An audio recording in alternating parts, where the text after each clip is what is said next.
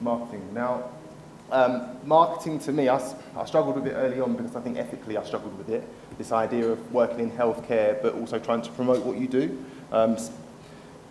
Promoting what you do to charge money for it, I think ethically is something that we all might find a bit of difficulty with. However, the way that I see it is that the better the public know what they have available to them when it comes to how they can improve their health, the better. So social media marketing would come into a broader marketing campaign. I'm going to explain how we used it. This is very much informed from a lot of reading, marketing courses that I've been on. Mark Ritson's mini MBA is fantastic. And I'm going to show you how it helped us and how you can apply a framework. And it is very much a framework. You then fill it. All right, so the other thing is that the marketing and the social media marketing that I'm going to talk about is mainly paid marketing. That's because social media at this point in time is so large that it's very, very difficult to stand out unless you pay to stand out. So you would be expecting to put a certain amount of your, sorry, can you hear me okay? Yeah, cool. You would be expecting to put a certain amount of your revenue each month into this machine to get the results that you want from it. So how has Revitalise used social media? So between 27 to 18, we went through an expansion phase. We went from a 100 square foot clinic to an 1,800 square foot clinic. So we had to expand. Overheads obviously expand with it. And we needed patients to come in to be able to justify that expansion and to be able to grow into the space. So between 2017 to 2018, we grew by 1,078 clients over the year, and 285 of those were by word of mouth. Thank you. I.e., you get the patients in, or you're paying to get the patients in. You then calculate the average amount of time they stay with you.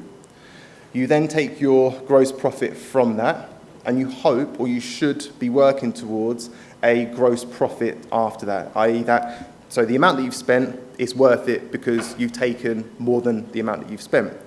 But if you do a good job, hopefully people are going to talk about it.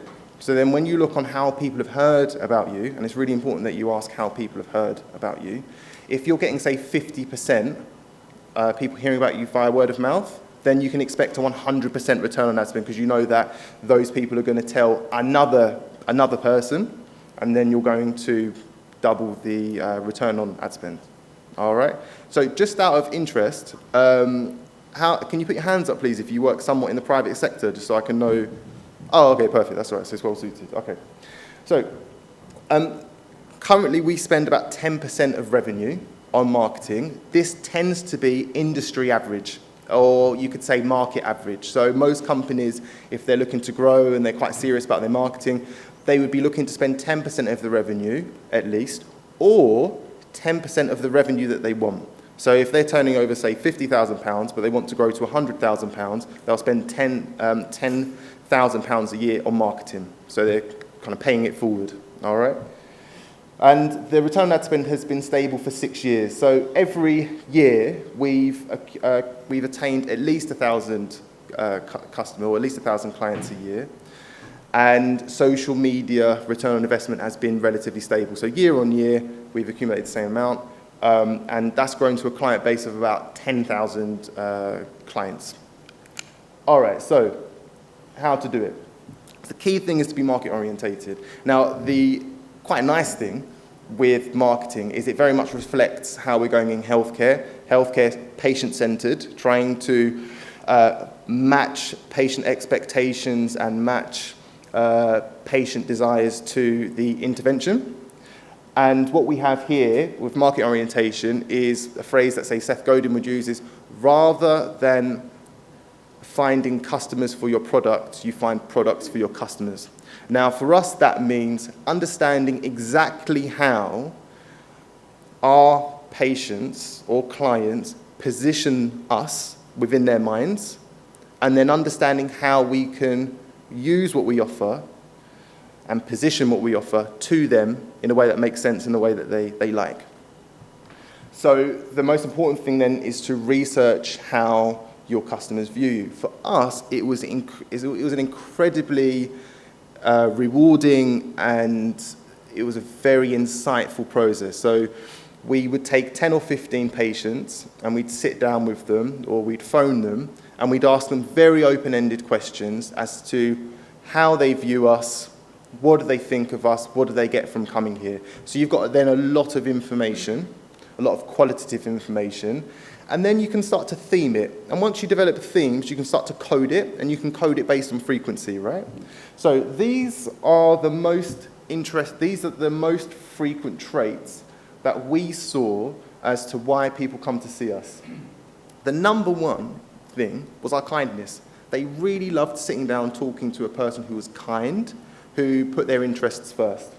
The second was our expertise, outcome. Outcome regardless of method. Didn't care whether we used treatment, exercise, rehabilitation, whether it was more talking therapy. What mattered to them most is that we got them to where they wanted to be. Strategy, the fact that we understood where they wanted to go, but we also had milestones to get them there. Calm, they thought it was very important that the environment that they were in was positive and calm. And the last one was that they felt there was a tangible enthusiasm for us to help them, which was another thing which came up.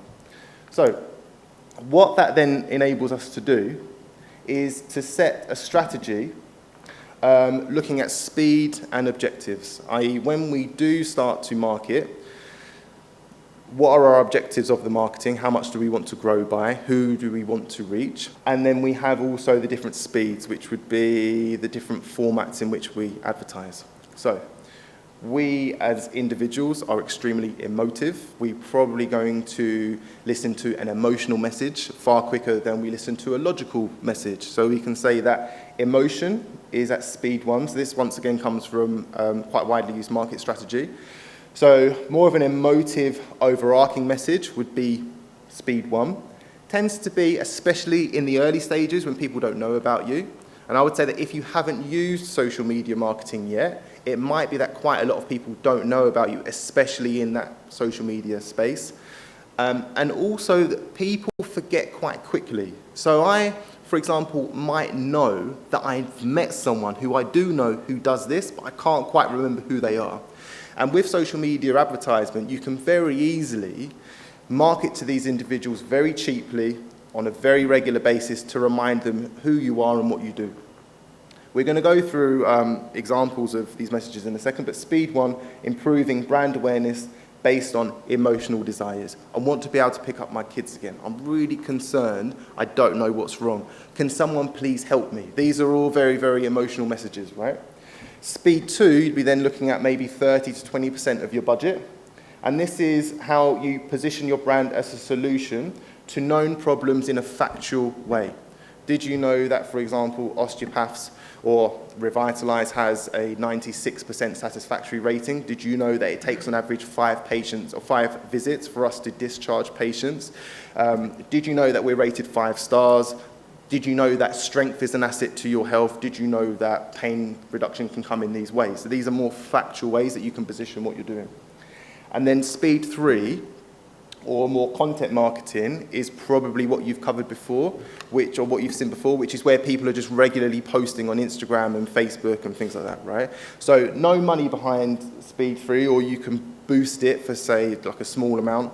The reason why this has such a low budget is this is more you journaling, it's you documenting exactly what you're doing in the clinic, what kind of things are happening, and how you're helping people. And all of these 3 things, they build rapport, but they also position yourself as an expert to helping people. So documenting, providing quick tips to position yourself as an expert, build rapport, etc.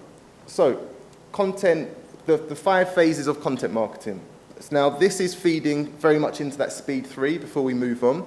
This is a way that you can spend very, very minimal time each week, probably about an hour, hour and a half, to put things out on social media, but you can also use them on your blog to boost SEO, so people are more likely to find you. But then as well as that, you can use it to build a mailing list. So if you've got, say, a couple of thousand patients or a couple of thousand clients, you can then give them tips via email 3 times a week, which is what we do 3 times a week, obviously with their consent.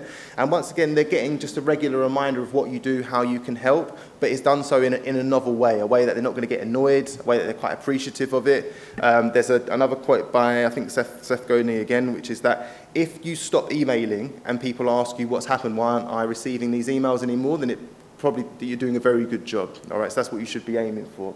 So content design, that'll take 20 to 40 minutes. You just want to design content that answers public concerns. Just listen to your patients, make a list of the different questions and different concerns that you hear. That will then give you a really good framework over the following months as to what kind of content you should be putting out.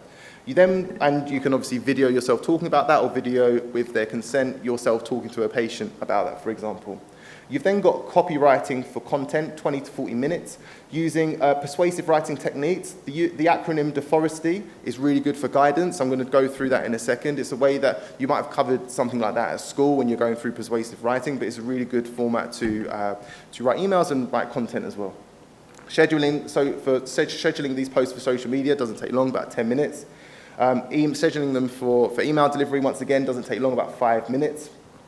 And then you can also plan content around the year for key events, whether it's National Back Day or Christmas, or it could be anything like World Cup, anything that you like. So that's a repeated cycle that would happen on a weekly basis. I'm now just going to show you examples of what we've used at the different stages. All right, so speed ones. Once again, this is building emotional rapport with the individuals who we want to come into the clinic. The way you segment this, for us, we would just target individuals of working ages, so literally anywhere from 25 to, say, 65, but then you would expect a natural bleed out of that. So you're not just going to get people coming in for, who match your segmentation. So you want to start off with a call to action. So that could be, for example, a free consultation, or it could be an over-the-phone consultation, or it could be just your first appointment, right? And then we've got, say, different features where we're trying to build an emotional relationship or an emotional hook for the person who's seeing it. So we've got one of my patients. Before Revitalise, she was incapacitated. She was in a medical emergency. Then someone's interested. They want to know, it's a bit dramatic, right? It's theatrical. What happens at the end of this? We're then able to position ourselves as a solution to that. 2,000 clients, that was at the time, 2,000 clients helped. Many of them avoided surgery. They're pain-free and strong. You're trying to build a desire. And then we've got testimonials. So this is one of my patients, Mrs. Thomas, who didn't want a knee replacement surgery. And within 3 months, she'd been able to, I think she lost 2 stone, reduced her reliance on metformin, and then also she was able to do a lunge and squat pain-free. She did really well. So once again, this is using emotional hooks. People would want to say, that's interesting, it's similar to what I have. I wonder if I can go in that direction. Speed 2. So this is where we are using more factual information. So talking to them about why we use joint manipulation. They might have heard about it before. They're curious of the benefits. They might be curious as to what would happen if they were to become stronger. So we go through this in a factual way. And then we've got testimonials on the left-hand side, which cover that and more at speed 2. And then we have our speed 3, which is what we spoke about when it comes to content marketing. So it could be that, and these could be really easy, right? So the top left picture there, that's just me doing a little bit of CPD with my colleague. What message does that give? That we're constantly keeping on top of what we know and trying to improve what we know. We've then got myself demonstrating a treatment with one of my patients who broke her greater tuberosity, so it was pinned, and we're talking about the rehabilitation process for that. Another patient who represented England World Championships. We've then got different people demonstrating different bits of advice, different tips and things like that. It's just building rapport, once again, just positioning yourself as what you can do.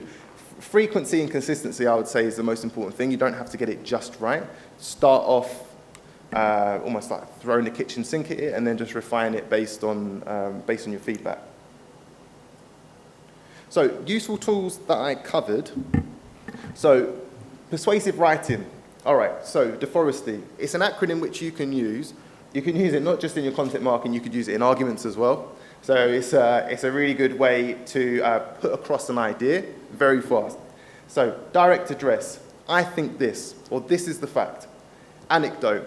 I can show you that this is the fact because this is what happened to me last week. Let me tell you about it. Facts. And then it brings into research as well. Facts and stats. It's not just me who thinks this. Research shows that over a course of time, this is the way things are going. Opinion. I think that if more people knew about this, the world would be a much better place. This is why you should come into Revitalise, etc., to know more about this. Repetition and triplets, it's something that you will know happens in your language, but you might not have known it yet. Blood, sweat and tears is a triplet. It's very, very easy for us to remember triplets. What could be another one? Hard work, discipline, dedication. What would be another one? Location. So that would definitely be a triplet. So we're very, very used to, even in religion, Father, Son, Holy Spirit, like we're very used to triplets when it comes to our language. It's very, very, I suppose, palatable. We like them. Copywriting, we could also use AIDA, which is to gain attention, inform, desire, then ask. So that's kind of what we went through when it comes to the social media marketing. So you gain their attention emotively, you then inform, that's speed 2. You build desire, this is what you want, and then you ask, call to action. 7 Ps, that's something that I use quite a bit less, but it once again formulates the same plan. Programs and software that you want to use for this. So Meta Business Suite is what you can use to program all of your Facebook and Instagram advertisements. That is probably going to be the go-to. I know that, for example, TikTok has advertising platforms, but it's probably not in my opinion, it's probably not the place that we want to advertise ourselves. And also the target audience is probably not what we're after. Filmora is a fantastic, cheap video editing software. It's drag and drop. There's loads of graphics. It's really, really good. Canva, brilliant for infographics. Moose and MailChimp is what you can use quite cheaply again for your mail marketing campaign. So part of the reason why I love marketing is I'm incredibly grateful for it. It's given our team fantastic career pathways. It's been able for us to provide our community in Northwest Kent with a service that they might otherwise not know they could utilise. So that's why I market, and that's why I'm very grateful to it. Benefits of marketing, a lot of those that I've already gone over. So in Gray's End, so the public awareness of osteopathy, I think is about 1 in 10? I think 1 in 10 people have been to an osteopath. We've seen about 25 to 30% of the population around us who have to come to just our clinic. So that's one of the benefits of marketing. We've grown to a patient list of 10,000 people, and we've been able to grow a team of over 15 clinicians who are busy. They have their own distinct career pathways. They're empowered. They're enthusiastic. It's just marketing has just been an absolute blessing for us. And that's my message. So I'm working at the moment to build joint ventureship schemes where I'll be teaming with good clinicians to open up their businesses so I can bring the marketing and business side of things and they're able to bring their clinical skills, which is something that we're going to be rolling out in the next 6 months to a year. So if you are interested in teaming up, please feel free to talk to me or drop me an email. But I hope that's been useful. If you've got any questions, please let me know. But once again, thank you so much for your time.